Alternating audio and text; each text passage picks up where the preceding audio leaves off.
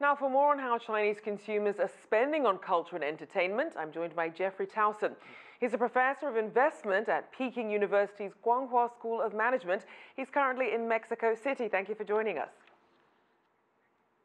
Thank you for having me. So obviously culture, a big umbrella, including music, films, books, video games, art, etc. But give us an idea of what's trending in China's cultural consumption right now. Right. Cultural consumption is a big phenomenon. It's a wide trend. There's a lot of aspects to it. But the epicenter of cultural consumption in China is the smartphone, because the smartphone is the epicenter of all Chinese consumption. Anything that can tap into that directly, that can reach 1 billion plus digitally enthusiastic consumers, just takes off a lot faster.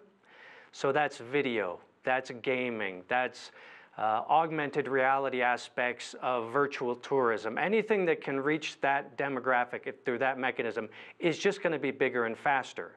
And that's pretty much true for everything consumption-wise in China right now. Now, you have things that are popular, and then you also have the things that are the most lucrative. So of the cultural sectors, which ones are bringing in the most money right now? I would definitely be looking at online video, and online books are similar. That's a big thing happening right now, just because it doesn't cost a lot of money to scale it up.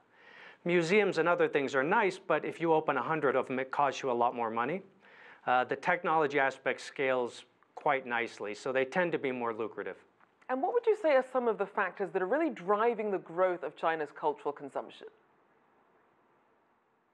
Right. The engine of this is basically discretionary income, that it's going up every year. Despite all the trade talk and all that, Chinese consumers have more discretionary income this year than they did last year.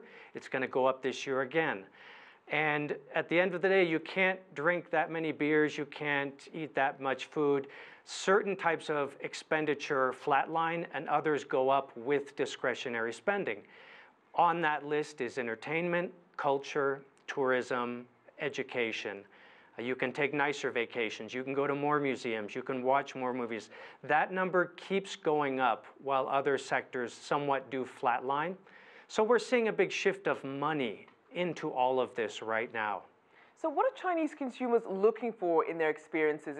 Is it just about entertainment, or is it education? What are they really trying to get out of this? Right, this is one where you have to sort of go micro, because it turns out Chinese consumers are actually very, very complicated. Families spend money very differently than, say, young millennials. When you look at families in this regard, the thing that's going to jump out at you is education. Education tends to be an expenditure at the household level as opposed to the individual level.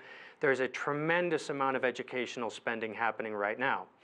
You look at millennials, you might see young friends, young couples going on a lot of tourism, which you can see pretty much anywhere in the world right now, including Mexico City. You can see it here. You look at elderly, not elderly, but more middle-aged, later in life Chinese consumers, you're going to see group tourism.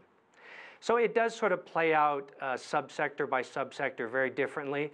But most of this you would put in the category of discretionary spending, things we like versus things we need. We don't need to watch videos. We don't need to read books for the most part. It's something we do for enjoyment. So most of this would be in that category of entertainment, enjoyment, as opposed to necessity. So I'm sure a lot of foreign companies and investors are wondering how they can tap into China's huge market. What sort of opportunities do you see for them? Probably the most common thing you'll see, you will see things like new museums, new videos that are more in this regard, but probably the broader trend you're seeing is people are sort of incorporating culture into everything.